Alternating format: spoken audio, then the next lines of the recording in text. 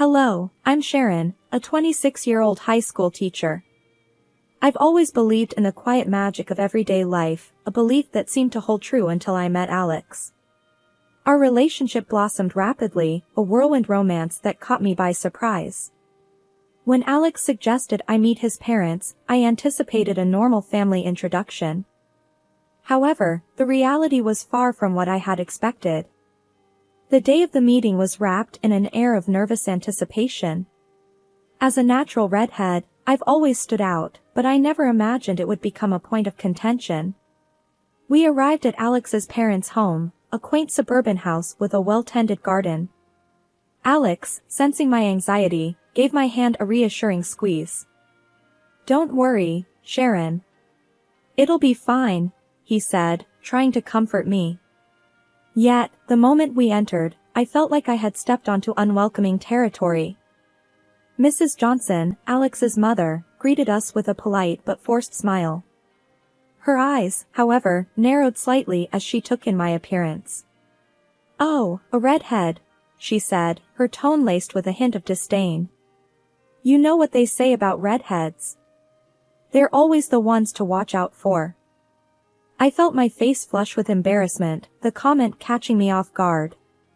Alex, clearly upset by his mother's words, responded with a hint of irritation in his voice.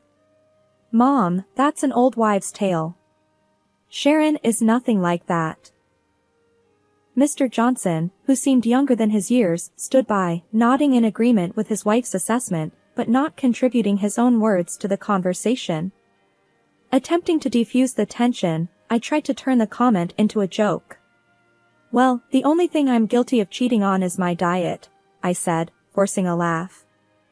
However, my attempt at humor fell flat. Mrs. Johnson's expression remained unamused.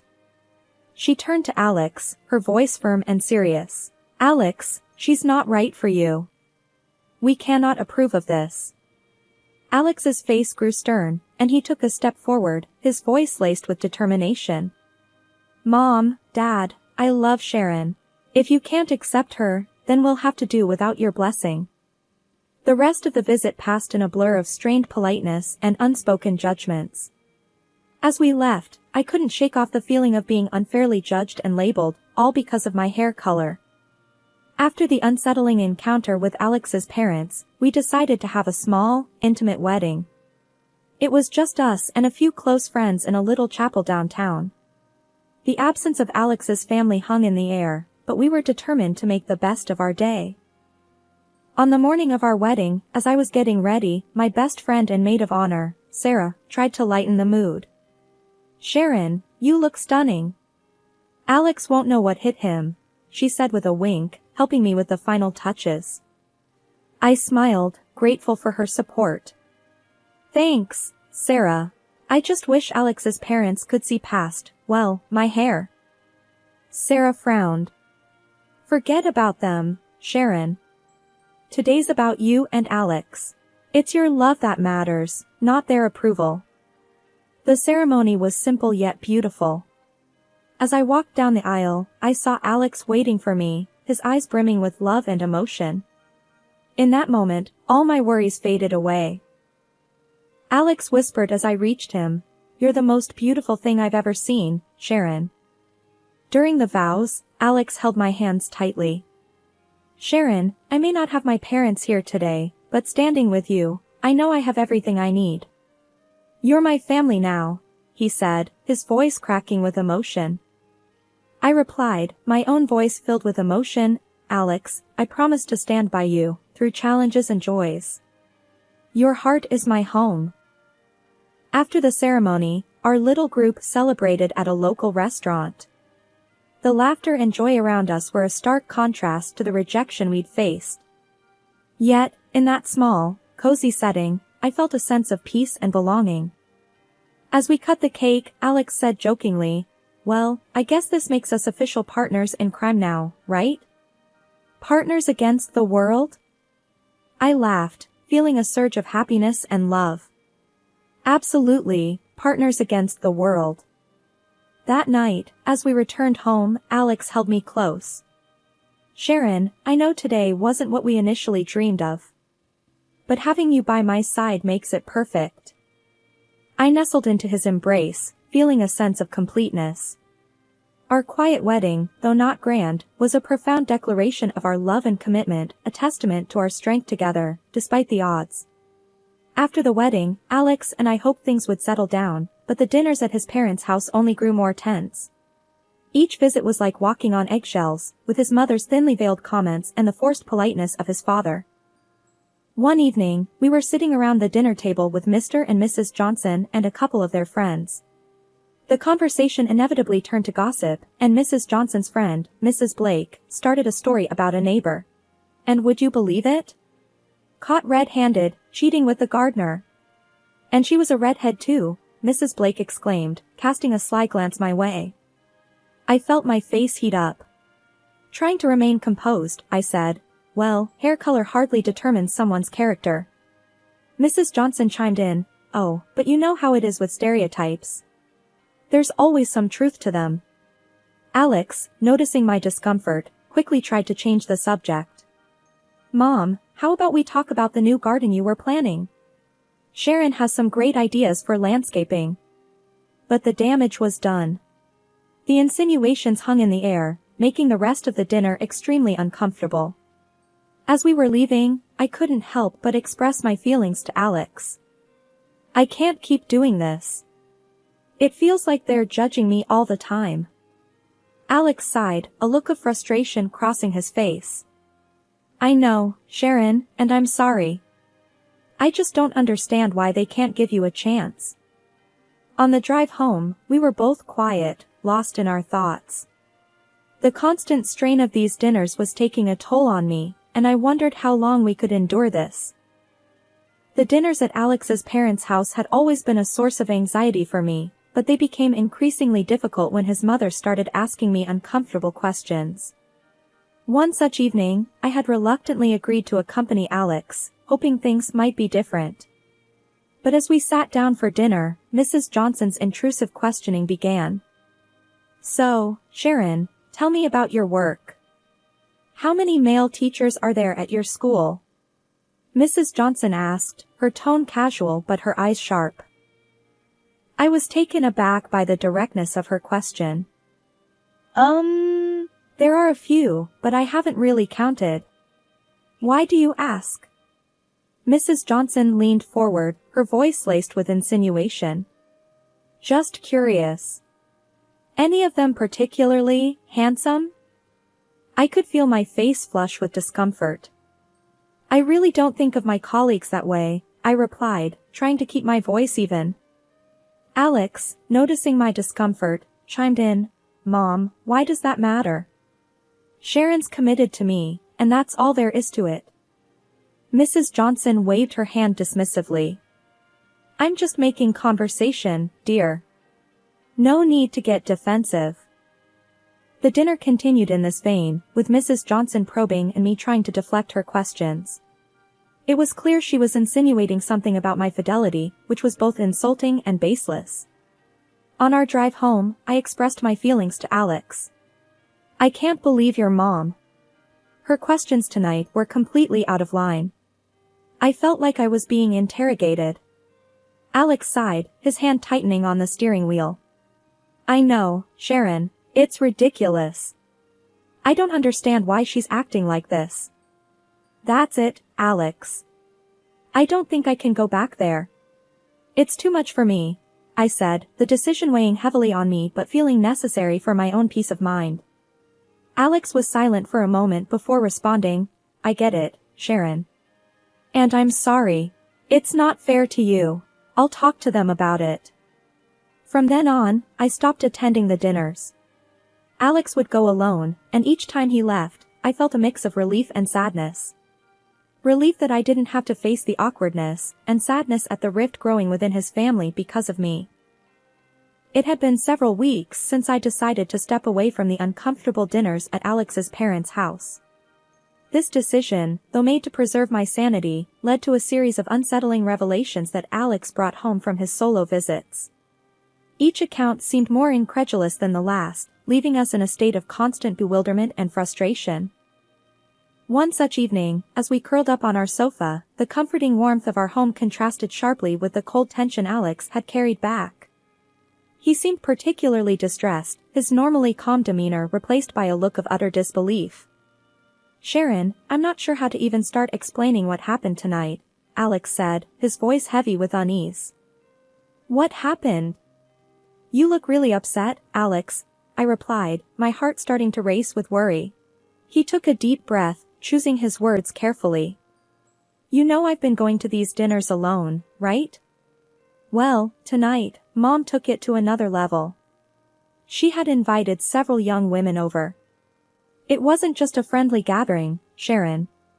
It felt like she was setting up dates for me, as if I wasn't already married." I felt a mix of shock and disbelief wash over me. Setting up dates? But why would she do that? Does she not realize we're married and committed to each other?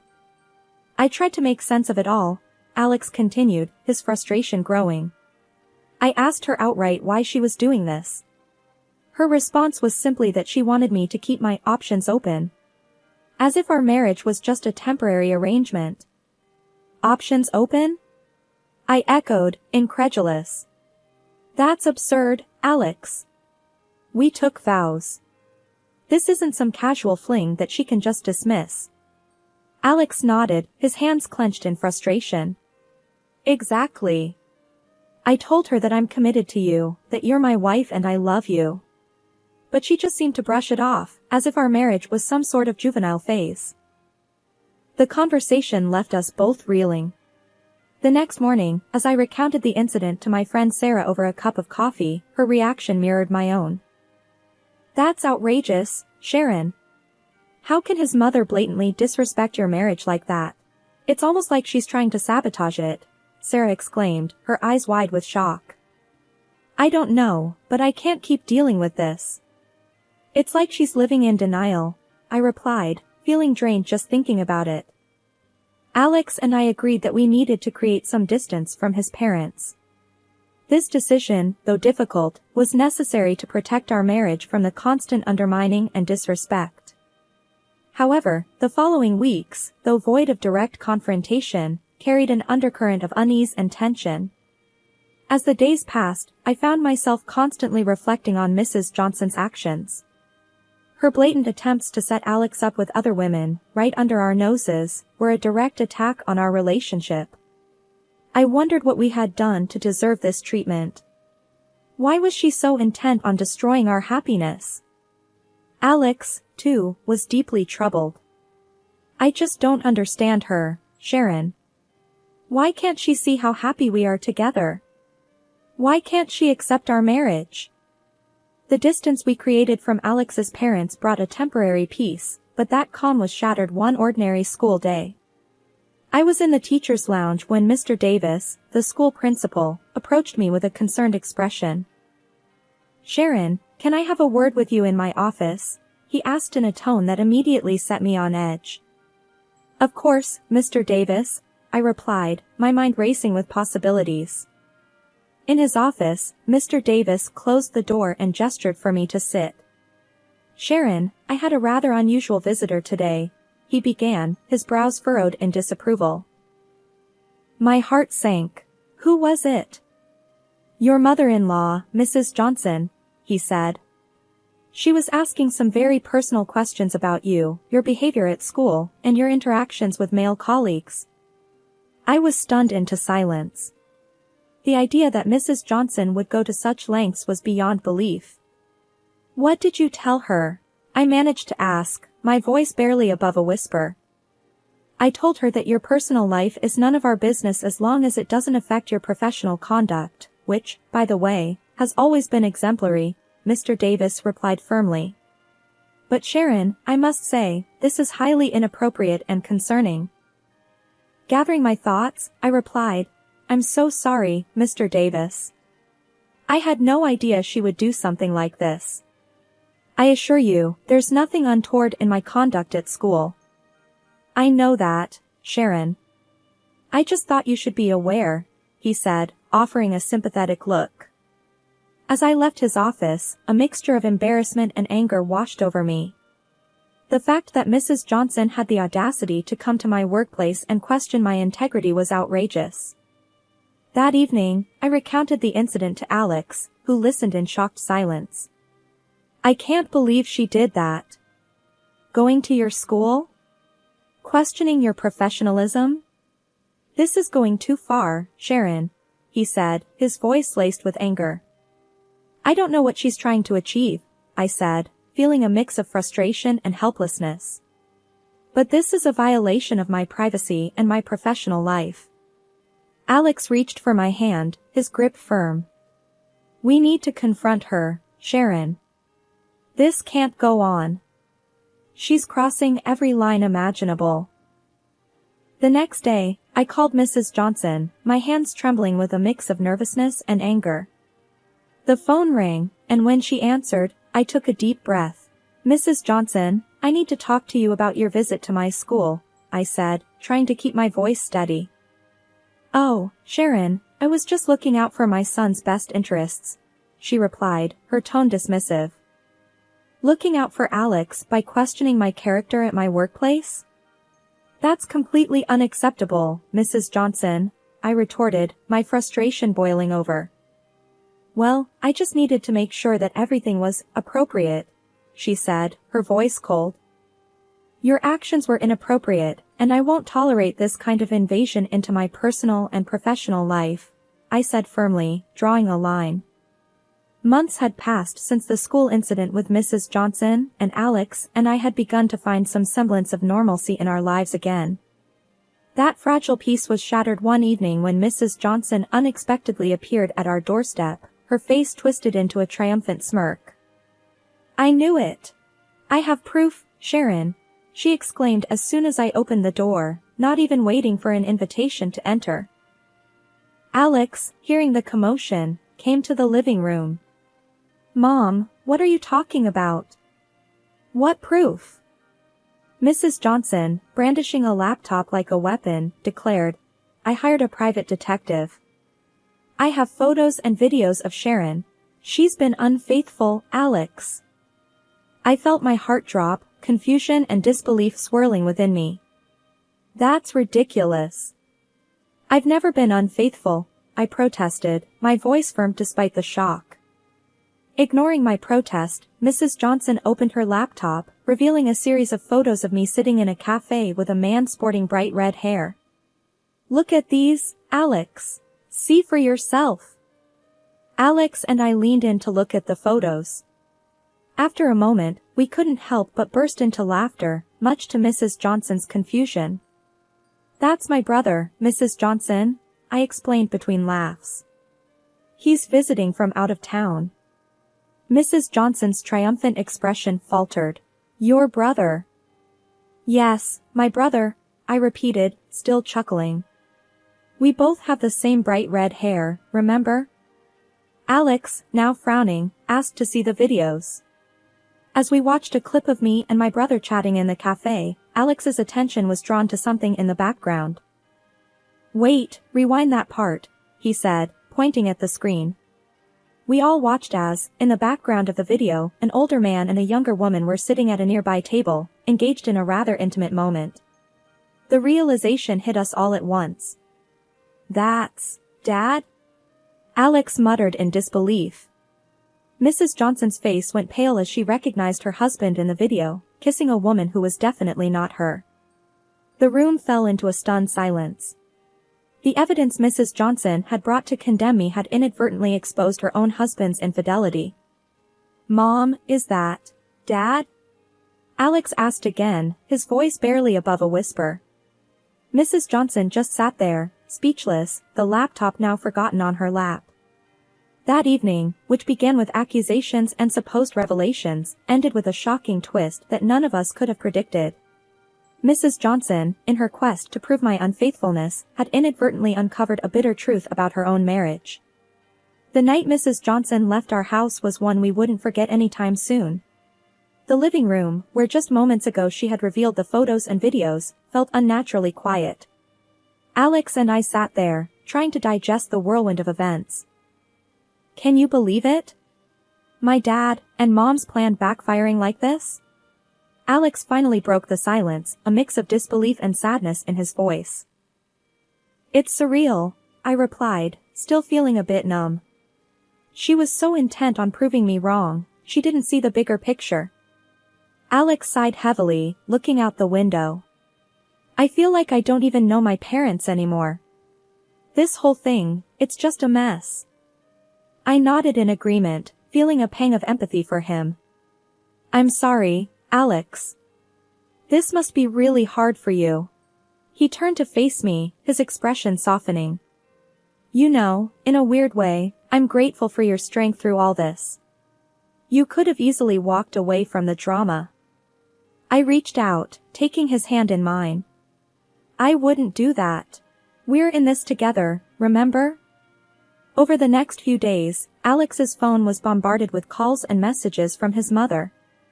She was frantic, seeking someone to confide in, but Alex wasn't ready to talk. He needed time to process the betrayal and the unraveling of his family. One evening, as we were prepping dinner, Alex brought up the subject again. I spoke to Dad today, he said, chopping vegetables a bit more forcefully than necessary. And, how did that go?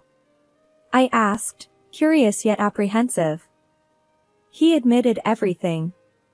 Said it had been going on for a while. He's moving out, and they're talking about divorce. Alex's voice was flat, almost detached. That's tough, Alex. I'm sorry you have to go through all this. I reached out to squeeze his arm. He shrugged, a sad smile on his face. It's weird. I'm angry, but also relieved that the truth is out. No more secrets and lies. As the days turned into weeks, the reality of his parents' impending divorce began to sink in. We had many long conversations about trust, honesty, and the complexities of relationships. One night, curled up on the couch, Alex shared his thoughts. You know, Sharon, all this with my parents, it's made me realize how important honesty is. And how much I value what we have. I leaned against him, feeling a sense of solidarity. I agree. It's been a roller coaster, but it's also shown us how strong we can be together. Exactly. We've weathered this storm as a team. It's not been easy, but I feel like we can handle anything now, Alex said, a note of determination in his voice. In the weeks that followed, we saw less of Mrs. Johnson. The revelation of her husband's affair and the subsequent fallout had taken its toll on her. Despite everything, I couldn't help but feel a twinge of sympathy for her. But still I couldn't forgive her. Not now. Maybe someday I'll be able to forget about what she did to me. Today, I am completely passionate about my husband, and we are expecting a baby soon. And who knows, he'll probably be as red-haired as me.